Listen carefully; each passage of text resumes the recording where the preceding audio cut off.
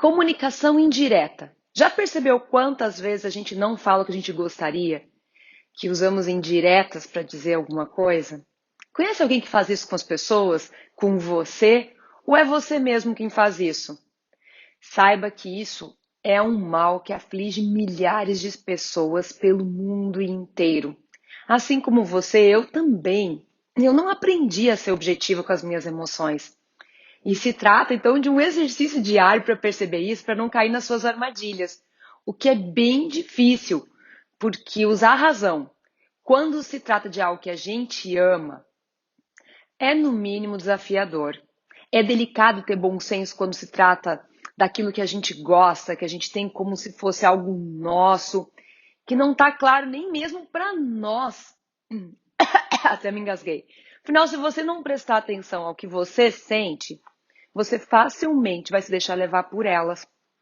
E isso gera grandes consequências.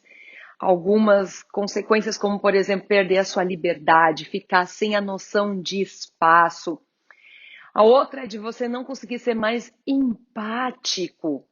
E quando você não consegue dizer exatamente o que está te incomodando, isso não anula a necessidade de se fazer entender no que não está bem para você. Com isso, a gente passa a mostrar para as pessoas corporalmente, pelo olhar, pela postura, pelas nossas palavras, que algo não está como a gente gostaria. E quando a gente faz isso, nós usamos palavras, verbos, normalmente no tempo do passado, dando umas sugestões de coisas de tipo, eu gostaria tanto de ir em tal lugar. Além de tender a gente a infantilizar esse nosso comportamento, fazer tom de voz de criança, beicinho, assumir uma postura de criança, isso tudo nos aprisiona, pois perdemos muito tempo para nos comunicar. Buscar diversas outras formas de nos fazer entender que não queremos aquilo, não estamos gostando, estamos, na verdade, carentes.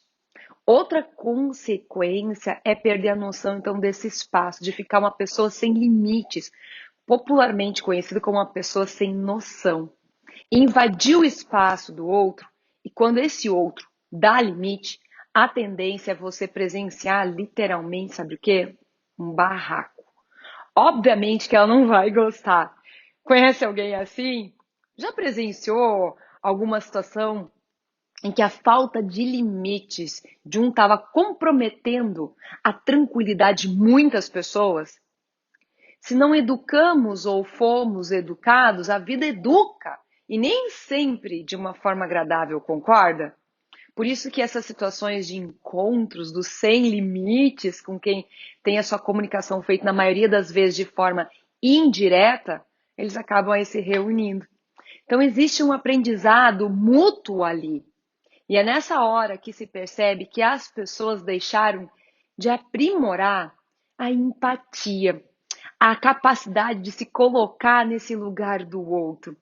Infelizmente, existe um movimento muito grande acontecendo para que cada um somente olhe para si próprio, para os seus próprios interesses, para as suas próprias vontades e ignore o impacto que isso causa em quem está próximo. Isso, gente, é desrespeito, é falta de consideração, é egoísmo. Esses dias voltava eu, o Bruno, a Paty, de um evento incrível que nós estávamos palestrando no Rio de Janeiro. E a gente estava literalmente com o coração cheio de amor. Em paz, nós havíamos realmente palestrado, autografado, tirado várias fotos, recebido uma verdadeira enxurrada de amor e de carinho. A gente estava realmente em paz. E no avião, atrás de nós, havia uma criança. Eu acredito que ela deveria ter aí uns 6, 7 anos, bem ativa. E ela estava envolvida no seu tablet aí com um joguinho que, pelo volume alto que estava, eu imagino que deve ser um joguinho de guerra, porque o barulho era de tiros. E ela batia seguidamente na poltrona da frente. Isso quando ela conseguia conquistar alguma etapa, enfim, é o que eu imaginava. E aí, de vez em quando, a gente via ela saindo correndo pelo corredor, batendo em todas as poltronas, gritando, falando alguns palavrões, inclusive. Em um momento, passado mais de 1 hora de voo, o meu esposo olha para trás e pede com todo carinho, por favor, pode pedir para ele parar de bater na minha poltrona? Imediatamente eu percebi que a mãe assumiu uma postura de leoa. Natural, né, para defender a sua prole. E começa a xingar, falar alto, barraco, tá? Igualmente, dizendo que aonde isso já se viu chamar a atenção do seu filho por bater na poltrona dele, que com certeza ele não tinha filhos para falar algo desse jeito. E antes que você queira me julgar, eu te digo, sim, nós não temos filhos. Mas isso não significa que a gente não ame eles, que não sai, a gente não sabe o quanto é difícil educar um. Eu sou professora, ainda mais nesses dias atuais. Então é muito comum a gente notar o desespero até dos pais que não sabem como lidar com seus filhos, extravasando, colocando para fora essa frustração, muitas vezes bem momentânea, de não saber como lidar com aquela situação, com aquela criança. Totalmente compreensível. Afinal, eles não vieram literalmente com um manual de instruções, né? E o que está em pauta aqui é a questão da falta de limites, a falta de empatia, de se colocar no lugar do outro para estar atento ao impacto que isso gera com o comportamento, no caso dessa criança ali. E o que estava sendo praticado pelo meu esposo, que até então estava compreendendo a situação. E olha, que ele assumidamente reconhece que vem trabalhar nessa vida dele a irritação, a impaciência. Olha que isso é declarado. Quem conhece o Bruno sabe. A mãe começa então a bater nas minhas costas, pasmem, dizendo que queria ver fazer algo. Gente, eu confesso, meu inferior veio com tudo para fora. Antes que eu percebesse, eu havia tirado meu cinto de segurança e pulado na poltrona, me virei para trás e olhei, apenas olhei profundamente para os olhos daquela mulher. Nada mais. Sim, eu estava com muita raiva. Eu estava impressionada com a capacidade de não entender e ainda conseguir piorar a situação. Sabe o que é você olhar na alma de alguém? Foi o que eu fiz. Não disse uma única palavra, apenas sustentei o olhar. E quando ela desviou, voltei a me sentar e, coincidentemente ou não, sossegou ela e a criança. Me pergunto depois disso tudo, será que era preciso isso para que tivéssemos que passar por essa situação toda? Resignação, aceitação. Poxa, ou era uma situação que a gente tinha que aprender a se empoderar, se posicionar e dar limites? Eu me questiono profundamente. E para onde vai o nosso lindo planeta se a gente não começar a prestar atenção no impacto que a gente gera através das nossas palavras, das nossas atitudes, do nosso comportamento?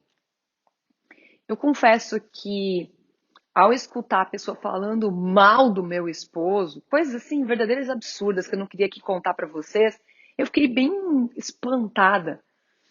Enquanto nós prevalecer o eu sobre o nós não vamos conseguir evoluir enquanto humanidade. Eu sou conhecida aqui como alguém que tem bastante paciência, tolerância, e eu não posso falar pelas pessoas que me acompanhavam, das suas percepções, dos seus aprendizados, afinal, posso só falar por mim. Mas nesse dia eu percebi que eu precisava me comunicar de uma forma eficiente e direta, que é um aprendizado meu, sim. Que eu precisava me empoderar. E se empoderar, para mim, não é brigar, é saber se posicionar, se fazer respeitar. E eu precisava ser certeira naquela hora. Eu teria uma única chance e dela poderia vir o pior ou a situação se resolver. Já sentiu isso? A necessidade de se fazer ser percebido, de se fazer ser notado como um ser humano que também tem opinião, que também tem sentimentos? Já se sentiu a pior pessoa do mundo porque parecia que você era realmente invisível? Ninguém perguntava a tua opinião para nada ou o contrário. Você que sempre permitiu que todos tomassem a dianteira, pois para você tanto fazia. O importante era estar com a turma, era estar com a família.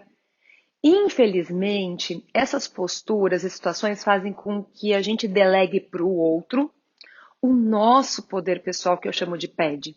E eu era uma dessas pessoas e até hoje Eu preciso me policiar para não voltar a acontecer isso na minha vida. E isso em todas as áreas. Por isso o que aconteceu foi verdadeiramente um presente para mim. Eu consegui. Sim, eu me posicionei, me assumi e eu consegui comunicar realmente o que estava acontecendo. E eu te digo, eu me senti muito orgulhosa de mim mesma. Fico meio com vergonha pensando na situação lá de fora. Afinal, a compreensão ela tem limite e esse limite vai até onde começa ou termina o seu ou o meu, né? Mais educação, gente, por favor. Por isso, eu estou levantando essa bandeira dessa campanha. Vamos estar mais consciente das nossas atitudes, olhar mais em volta, sermos mais gentis, respeitar mais o nosso próximo.